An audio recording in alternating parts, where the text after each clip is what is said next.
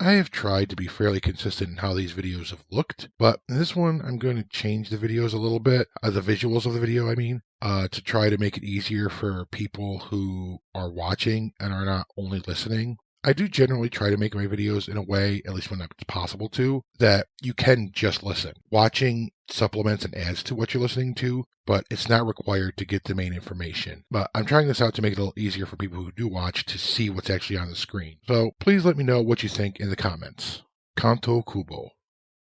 Kantō Kubo was one of the terms used to refer to the head of the Kamakura-fu, a term I previously covered, in the Muromachi period. As a quick recap, the Kamakura-fu was the Muromachi Bakufu's administrative center in eastern Japan, centered on the Kantō region and headquartered in Kamakura. On screen is a map of the Kamakura-fu's jurisdiction at its height. In addition, Kantō refers to the Kantō Plain, which there is a picture of the area on screen. Some other words used for this same person were Kamakura Dono, Kamakura Kubo, Kamakura Gosho, and Kamakura Shogun.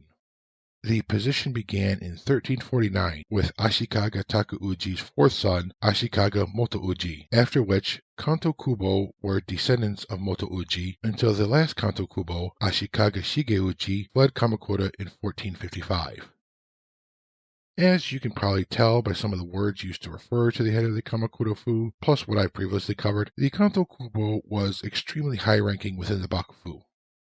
Sometimes the Kantō Kubo is described as a deputy of the Bakufu in eastern Japan, and I've even seen it described as the governor-general of the Kantō. However, the Kamakura-fu was kind of like a Bakufu within the Bakufu, and the Kantō Kubo is been considered to have been akin to something like another shogun. Technically, the Kantō Kubo was supposed to be subordinate to the Bakufu in Kyoto when necessary. In general, though, the Kantō Kubo was allowed to administer the jurisdiction of the Kamakura-fu with autonomy on a day-to-day basis. The Kantō Kubo had authority to handle political, economic, judicial, criminal, civil, and military matters within his jurisdiction independently.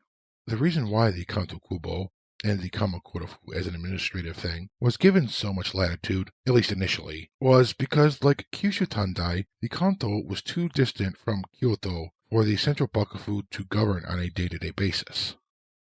After the first Kantō Kubo, Motouji, there was increasing strain and tensions between Kyoto and Kamakura to the point that it became a bit of a power struggle, and in the reign of the third shogun, Ashikaga Yoshimitsu, the Kantō Kubo was seen with increasing suspicion. The whole situation was much more messy than this video may give the impression of in regards to how the Kantō Kubo fitted into things in reality, but that whole situation is beyond this video. That's meant to just give a general idea of what the Kantō Kubo was, or perhaps what it was meant to be.